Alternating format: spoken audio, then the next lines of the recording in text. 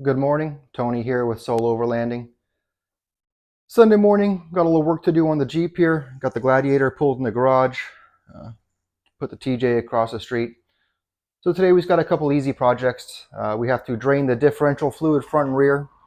This is a Gladiator Mojave, little background traffic. This is a Gladiator Mojave, so from the factory had only a rear locker. Recently I had a front locker installed as well as some new gears installed. So I'm past the break-in point. Time to change the differential fluid. Should be pretty easy. Just, unfortunately with these there's no drain plug, so you have to take off the entire differential cover. But it's not a bad deal. I can get in there and check the gears, make sure there's no excessive metal in the fluid. We also have a really cool little project that should add some significant horsepower to this thing for a really cheap price. So let's go ahead and get into it. I'll show you what we're going to be doing today. So here's what we got going on today. First, we got the fluid. Just a couple quarts of 75/90 synthetic. Hopefully that's enough, and I don't have to go pick up another quart. If I do, I will just have to go pick up another quart, right? And now I mentioned some cheap horsepower. Oh, look at those bad boys. The bronze emblazoned topography center caps for my wheels. If a sticker adds 5 horsepower for each sticker, these have to add at least 20 horsepower. And we're going to replace the standard caps with these sweet looking ones instead. Let's get a focus there. There we go. That should look cool. Easy on, easy off. So let's jump into it. All right. So these come off real easy.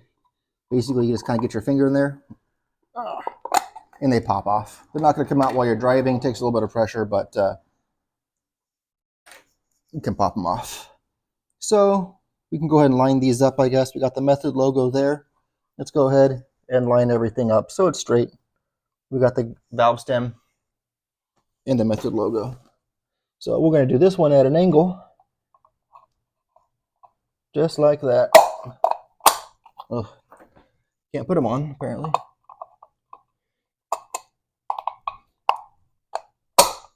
Just like that. Oh, there we go. Nice and solid. Oh, that looks a lot better. Let's go ahead and do the other 3. And man, all this added horsepower is going to be amazing. Hello, Harry.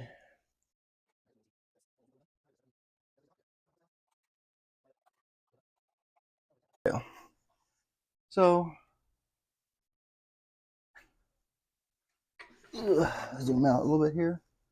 That looks cool. Hey, was it worth the money that I paid for them? No. Does it look cool? Yes.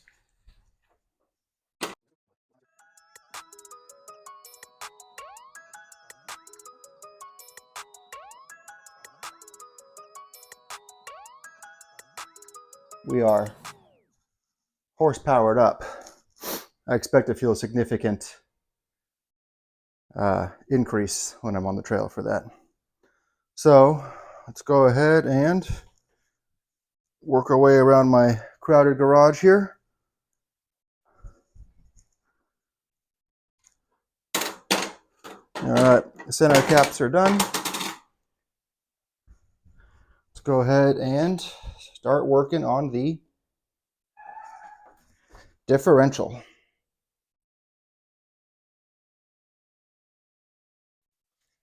Well, unfortunately, apparently I did not hit record when I was taking that off, but you didn't miss much. I'll do a time lapse on the front. 12 bolts, I think, holding on the rear differential cover. There's no drain hole on these Jeeps, the Gladiators, for the Dana 44 axle. I don't know about the other ones. It does make it a little bit stronger. It would be nice to have a drain hole, but since I had the gear change, it's a good idea to pop the back open anyway and just take a look at it. Fluid feels very smooth. There are no chunks of anything in there that I can feel. Yeah, everything feels really good. Break-in period. Yeah, nice. So they did reuse the Mopar gasket, which is really good. Yeah, happy with it. Look in the cover here. Cover looks pretty clean. There is some crap in there, but I think that's actually probably just from the thread locker. Yeah. So I'll make sure I clean this guy out real good. Yeah, little bits of dried blue Loctite in there. So cool. I'm going to clean this thing out a little bit and refill it with fresh fluid.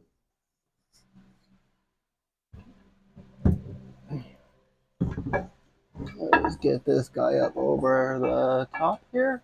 Oh, it goes like, so the fill hole is right behind the track bar. That's great. Well, it is what it is, I guess. Is that right? Yeah.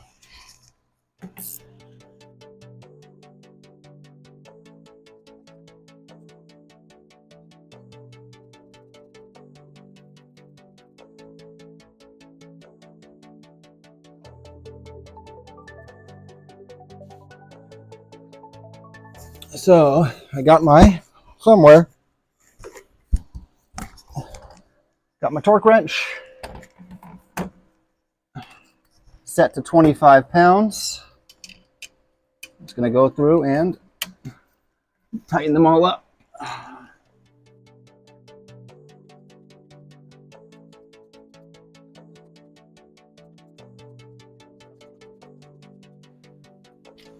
All right.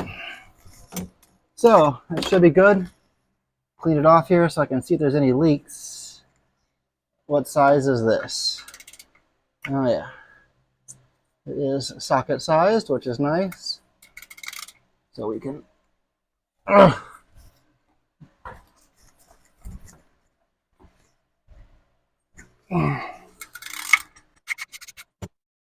right. So these should take a little bit over a quart. These are really cool because you can get up in there and squeeze it in. It's just a lot easier. So full synthetic. All right. It's much easier to take the top off of this thing when I'm not under the Jeep. So still not the easiest thing to get to.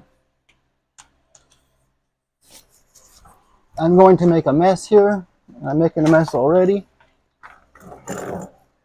Probably need a little funnel still, but don't really have one. So I believe I can actually just do it like that.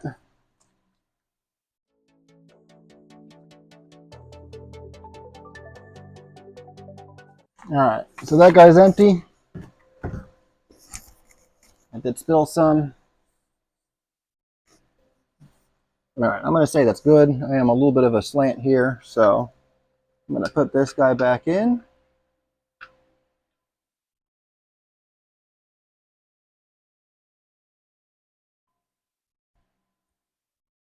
Give it a wipe down, wipe me down.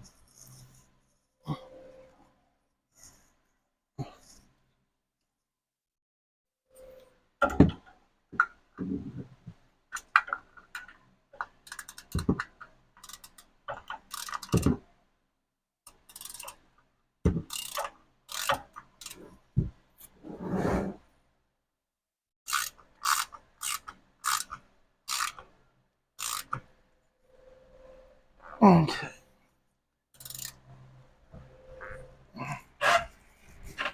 Okay, that should be it. It doesn't need to be.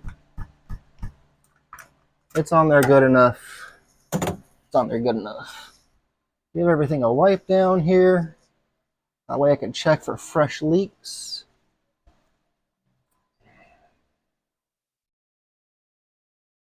Oh, looks good. So,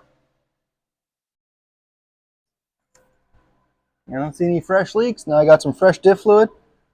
Yeah, now we'll do the front. I will go ahead and I'll record that. I'll time lapse the whole thing See if I have enough fluid. I got not enough, I'm sure of it. But that's all right. Easy to fill it. So let's go to the front.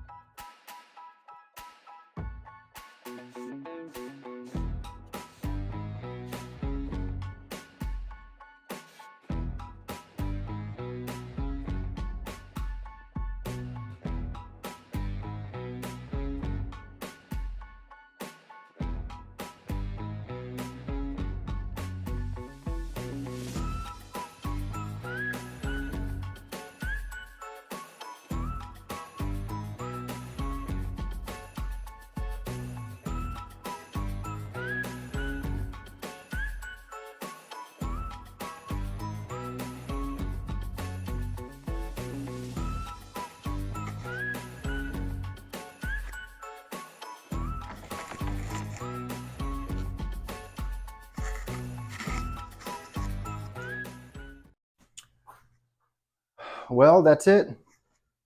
Fluids changed on both the front and the rear diffs. The new hub covers, I don't know what you call them, wheel center caps are put on. So not bad, pretty easy job, but it was nice to get in there and actually take the diff covers off and, see what the fluid looked like. It was nice and clean, no metal, no chunks. So yeah, good for another several tens of thousands of miles before I have to worry about the diff fluid again. So thanks for watching. Hope you have a great day. As usual, like and subscribe. The more you like them, the more I can do. So thanks and have a good one.